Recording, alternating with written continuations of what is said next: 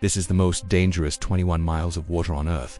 Not because of monsters, not because of storms, not because some ancient curse was placed upon it by sailors who sailed here centuries ago. It's dangerous because of math. Every single day, rain, sunshine, geopolitical crisis or not, minus 20 million barrels of oil pass through this narrow corridor called the Strait of Hormuz. That's roughly 20% of every drop of oil consumed on this entire planet, flowing through a gap so narrow that you can see Iran and Oman. Now, I want you to think about what that actually means.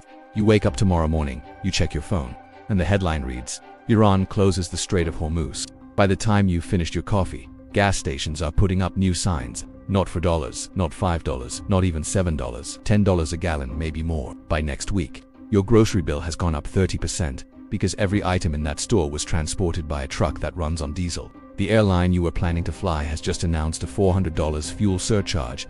The Federal Reserve has made an emergency call. Asian stock markets have already crashed, and the word everyone is afraid to say out loud is now trending on every platform. Recession, all of that, because of 21 miles of water. Today we are going to go deep into the economic nuclear option in the Persian Gulf. We're going to talk about why Iran has this power, why America has spent billions maintaining it, and why China is sweating. Buckle up, this is the one geopolitical story nobody is explaining clearly enough. Let's start with the geography, because geography is destiny. The Strait of Hormuz is the only maritime exit from the Persian Gulf. There is no other door. On the northern side, Iran. On the southern side, the UAE and Oman, US allies, but tiny nations with limited military capacity. The shipping lanes are absurdly narrow. Fully loaded supertankers, ships longer than the Chrysler Building is tall, are squeezed into 2 lanes, each just 2 miles wide. Now think about who lives right next to those lanes. Iran, a country that has spent 40 years engineering its military strategy.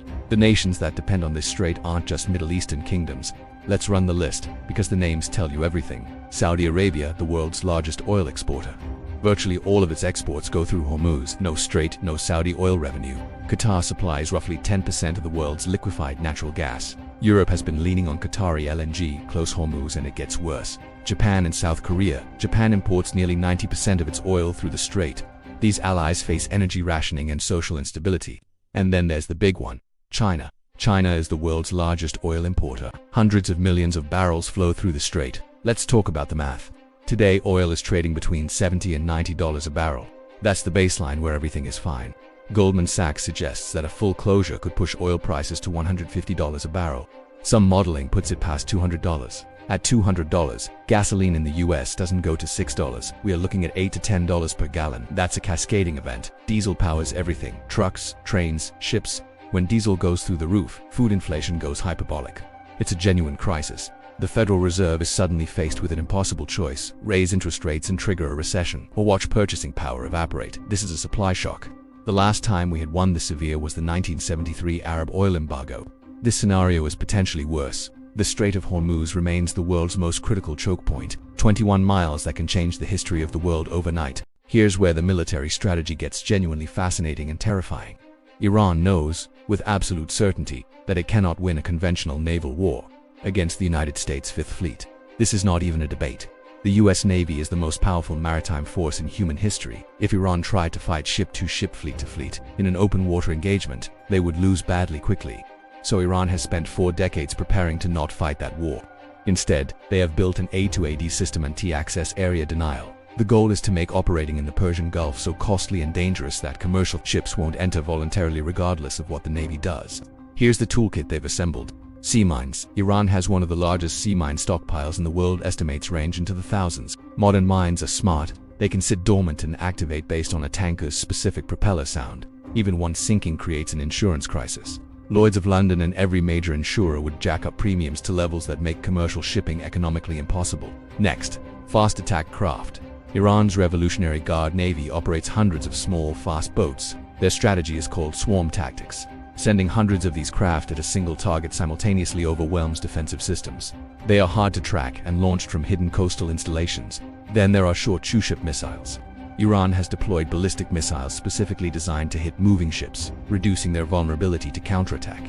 Finally, submarines. Iran operates quiet, conventional submarines that are lethal in the shallow waters where US nuclear submarines struggle to operate. Iran doesn't need to close the strait permanently. They just need to close it long enough. 2 weeks of genuine naval conflict is all it takes. 2 weeks of tankers being turned away sends oil to $150. Iran wins the economic battle without winning the military one. Now, the part almost nobody is talking about, China. China is Iran's biggest oil customer by far, buying millions of barrels a month. This relationship is critical to Iran's survival. Without Chinese purchases, the Iranian economy would be in dramatically worse shape. But if Iran closes the Strait even for 2 weeks, China gets hurt more than almost anyone. China's manufacturing economy requires massive energy. China imports 10 to 11 million barrels a day, mostly through the strait. Domestic reserves and alternative routes cannot scale fast enough. So why doesn't China just tell Iran, don't you dare close that strait, because geopolitics isn't that simple. China needs Iran as a strategic counterweight to US power and wants the US tied down in Middle East conflicts. This is why the US still spends $50 billion per year maintaining the Fifth Fleet despite being energy independent. The US is patrolling because the global economy runs on Gulf oil, and the global economy runs on the US dollar. Since 1974, the petrodollar system was born. Saudi Arabia prices oil in dollars, and in return, the US provides security guarantees. This creates a permanent demand for the dollar. It allows the US to run massive deficits without the consequences that would destroy other economies. A Strait of Hormuz crisis accelerates the move away from the dollar. Fragility is the enemy of trust, the foundation of dollar dominance. It's not about energy. It's about the financial architecture that allows the US to borrow $33 trillion and not collapse. Let's run the scenarios, because this is ultimately what you're watching this video to understand. Scenario 1. Controlled escalation, the most likely outcome. Iran and Israel continue their shadow war, drone strikes, assassinations, proxy conflicts, without either side crossing the line that triggers open naval warfare. This strait stays open. Oil prices spike and fall with each news cycle, but never hit the catastrophic threshold. This is the scenario that most analysts currently assign the highest probability. Painful, unstable, but manageable. The strait functions as a hostage, valuable precisely because it hasn't been used yet. Scenario 2. Accidental war. The scariest outcome. History is full of wars that nobody intended. A US Navy ship misidentifies an Iranian vessel. An Iranian missile, meant as a warning, actually sinks something. In the fog of rising tensions, an accident becomes an incident. An incident becomes a conflict. Scenario 3. Iran goes all in. The catastrophic outcome. Iran's government faces internal collapse and decides that the only way to survive politically is to externalize the crisis. They trigger a full closure of the strait. Oil hits $150 in days.